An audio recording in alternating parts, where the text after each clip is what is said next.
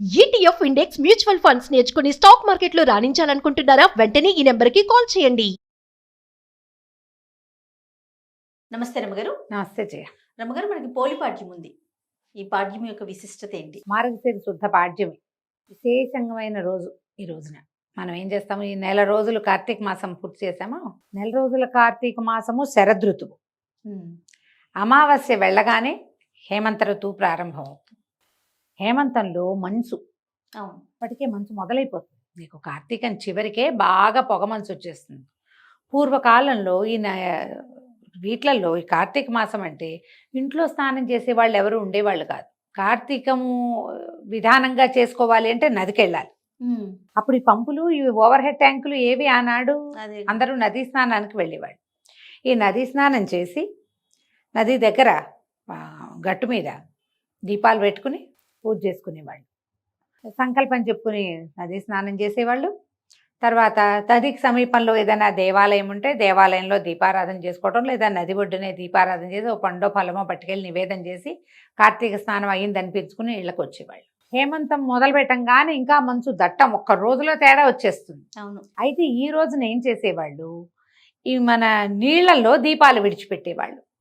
అవతల నుంచి వచ్చే వాళ్ళకి ఒక వెలుగు, కనువెలుగు కనపడేలాంటి ఒక క్రియ.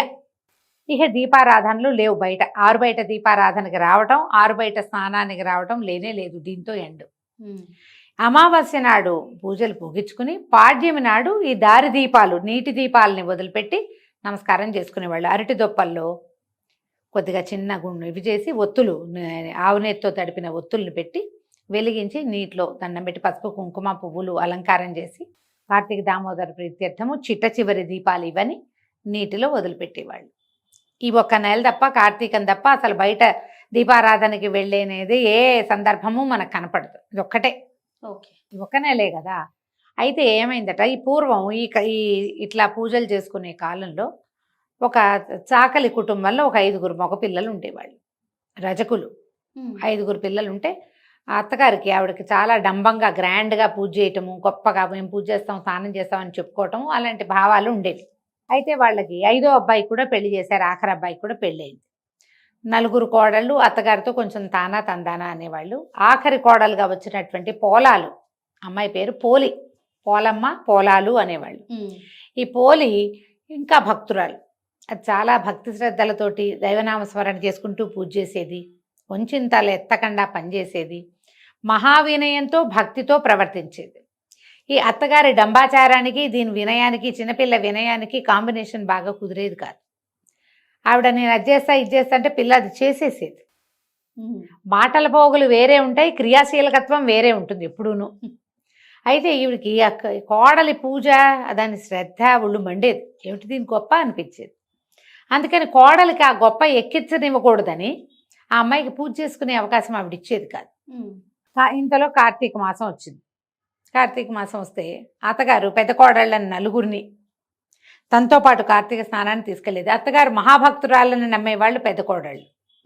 వాళ్ళకి చిన్న కోడలు తాలూకు ఆ సింపుల్ భక్తి ఎక్కేది కాదు. కానీ అత్తగారికి తెలుసు, ఈ పిల్ల సింప్లిసిటీలోనే నిజమైన భక్తి ఉన్నది, తను కొంచెం ఓవరాక్షన్ చేస్తాను తెలుసు, కానీ ఆ పిల్ల గొప్ప ఆవిడ ఒప్పుకునేది కాదు. ఇలాంటి వాళ్ళు ఉంటారు కదా. అయితే ఏం చేసేది, రోజు పెద్ద కోడలు 4గురిని తనతో పాటు స్నానానికి తీసుకుపోయేది. ఈ చిన్నపిల్లకి పాల్ది, గేదెల దగ్గర బాగు చేయి అని ఇలా 100 రకాల పనులు చెప్పేది. పిల్ల ఇంకా నదీ స్నానానికి వెళ్ళలేక ఇంట్లోనే నీళ్ళు పోసుకుని నిశ్శబ్దంగా దీపం పెట్టుకునేది. దీపానికి కూడా ఇంట్లో పెద్ద ఆశ్రయం ఉంచేది కాదు అత్తగారు. పిల్ల ఏం చేసేది, రోజు మజ్జిగ చేసేది కదా. ఆ కవ్వానికి కొంత జిడ్డు ఉంటుంది.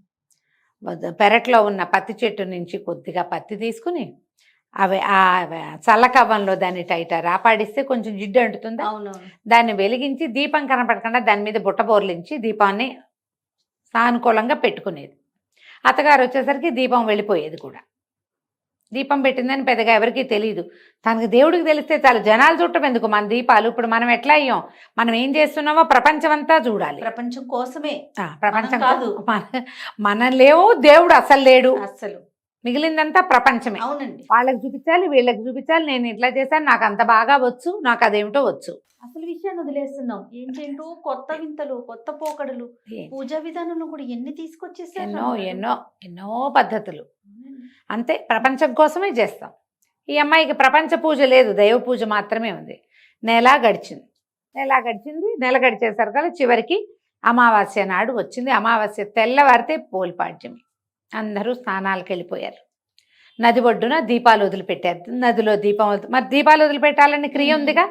వాళ్ళంతా దీపాలు వదిలిపెట్టుకుని పటిక బెల్లాలు పంచిపెట్టుకుని అందరికీ ముత్తైదులకి బొట్లు కాటికలు పెట్టి బోల్డ్ చేసుకున్నారు. ఈ పిల్ల అయ్యో ఈ ఆఖరి రోజునైనా నీటిలో దీపం వదిలిపెట్టలేకపోతేనే ఇట్లా చేసుకున్నాను అని ఏం చేసింది, మళ్ళీ కాస్త ఒత్తి తీసి చిలికిన వెన్నని ఆ ఒత్తికి పట్టించి దీపం వెలిగించి ఏం చేసింది, దండం పెట్టుకుని నీటిలో వదలాలి. వాకిట్లో చాకటి బాణ ఉంది, వాళ్ళకి చాకింటి బాణ అంటారు. పెద్ద బాణలు ఉంటాయి రజకుల దగ్గర, ఇది వరకు ఉండేవి. ఇప్పుడు ఏం చేస్తున్నారో అని కమ్ము బిడవటం అని ఒక పద్ధతి ఉంటుంది. కమ్ము బిడవటం అంటే ఈ బాణని పొయ్యి మీద ఎక్కించి కింద మంట పెట్టి చవుడు సున్నము అవి వేసి బట్టలు, తెల్లటి బట్టలు అందులో పడేస్తే నీరు కావి రంగతపై తెల్లగా బట్టలు ఉడికి వాటి మధ్యలో ఇంచి ఉన్న మురికంతా పోయేదన్నమాట. కమ్ము పిడిచేవాళ్ళు. అదొక పద్ధతి ఉండేది. నా చిన్నప్పుడు నేను కూడా చూసేదాన్ని, నాకు బాగా తెలిసేది. బట్టలు కాగులో వేసేసేవాళ్ళు అనమాట. ఈ పెద్ద బాణ ఎక్కువ బట్టలు జాడించడానికి కూడా ఆ బాణ వీలుగా ఉండేది. బాణలో నీళ్లు ఉన్నాయి. ఈ అమ్మడు ఏం చేసింది, దీపం వెలిగించిందిగా, వెలిగించిన దీపాన్ని బాణలో వదిలిపెట్టింది. బాణలో అది ఇట్లా కదులుతో దండం పెట్టుకుంది. ఇదే నదనుకో నాయన, ఇదే నదనుకో, నేను ఇంతే చేయగలుగుతాను, కానీ పద్ధతి విధానం మాత్రం మానకుండా దండం పెట్టుకుంది. ఎప్పుడైతే ఈ పోలి నీటిలో వదిలిపెట్టి కార్తీక దామోదర ప్రీత్యర్థం ఈ దీపాన్ని వదిలిపెడుతున్నానని పెట్టుకుందో, వెంటనే వైకుంఠంలో ఉన్న విష్ణు పార్షదులకి ఆజ్ఞ వచ్చింది. భూలోకంలో ఫలానా ఒక పల్లెటూరులో రజకుల ఆ ఇంటి కోడలు ఆఖరి పిల్ల పోలి ఆ అమ్మాయిని తీసుకురండి అని. విమానం వచ్చింది. విమానం దిగుతోంది. పైనుంచి దిగుతుంటే ఈ చెరువు గట్టునున్న వాళ్ళంతా చూశారు. చూసి ఆ కోడళ్ళు అన్నారు, ఆహాహా మా అత్తగారు అద్భుతమైన భక్తురాలు, నెల రోజుల నుంచి తను దీపాలు పెట్టింది, తను స్నానం చేసింది, తను మంచి పని చేసింది, మాతో కూడా చేయించింది, మా అత్తగారి కోసమే విమానం వస్తుంది అనుకున్నారు. విమానం చెరువు గట్టున ఆగల, నది ఒడ్డున ఆగకుండా ఊళ్ళోకి వెళ్ళింది. ఊళ్ళోకి వెళ్ళి ఆ అమ్మాయిని, ఈ పోలమ్మని చేతులు పట్టి లోపలికి తీసుకున్నారు. విష్ణుమాల వీళ్ళు ఎలా ఉంటారంటే విష్ణు పార్షదులు సాక్షాత్ విష్ణు స్వరూపులుగా ఉంటారు. శంఖచక్రాలు ధరించి పద్మమాలాలంకృతులుగా ఉంటారు. మెడలో తామర పూల మాలలు ఉంటాయి. పెద్ద పెద్ద విశాలమైన నేత్రాలు, తిరునామాలు, సాక్షాత్ విష్ణు స్వరూపులుగా ఉంటారు. మీరు గమనించండి, విష్ణువాలయాల్లో గుమ్మానికి అటు ఇటు జయ విజయులు నుంచుంటారా, వాళ్ళు ఎట్లా ఉంటారు, శంఖచక్రాలు ధరించి గదా చక్ర గదా పద్మహస్తులుగా ఉంటారు. మెడలో పద్మమాలాలంకృతగా ఉంటారు. మెడలో పువ్వుల దండలు ఉంటాయి. ఆ దండ ఏదో పువ్వులు కాదు, పద్మాలే. అవునండి. ఇక్కడి నుంచి ఇక్కడికి నేత్రాలుండి పెద్ద పెద్ద పట్టివర్ధనాలు ధరించి సాక్షాత్ విష్ణు స్వరూపులుగా ఉంటారు. వాళ్ళు ఎక్కించుకున్నారు అమ్మాయిని. ఎక్కించుకునేసరికల్లా విమానం చెరువు గట్టు మీద నుంచి వెళ్ళంగానే అమ్మో పోలికి విమానం ఎక్కేసింది, దాన్ని తీసుకుపోతున్నారు, నేను మాత్రం ఎందుకు వెళ్ళకూడదని అత్తగారు ఏం చేసింది, ఆ విమానంలో కొస కూర్చుని కాళ్ళు వేళ్లాడేసుకున్న పోలమ్మ 2 కాళ్ళు పట్టుకుంది అత్తగారు. అమ్మో మా అత్తగారు విమానం ఎక్కి ఎగిరిపోతుందని పెద్ద కోడలు, చిన్న కోడలు, నడిపి కోడలు, 4వ కోడలు అందరూ కలిసి ఒకళ్ళ కాళ్ళు ఒకళ్ళు పట్టుకున్నారు. పొడుగ్గా సాగుతూ వెళ్తుంటే ఈ లోపల ఉన్న వీళ్ళు ఉన్నారుగా విష్ణు పార్షదులు, మీ అందరికీ అవకాశం లేదు, ఇది పోలమ్మకే ఉందని ఏం చేశారు, అత్తగారి చేతులు కత్తితోటి విదిలించేశారు. విదిలించగానే అత్తగారు పడింది, ఆవిడతో పాటు 4 కోడళ్ళు ఢామని కింద పడ్డారు.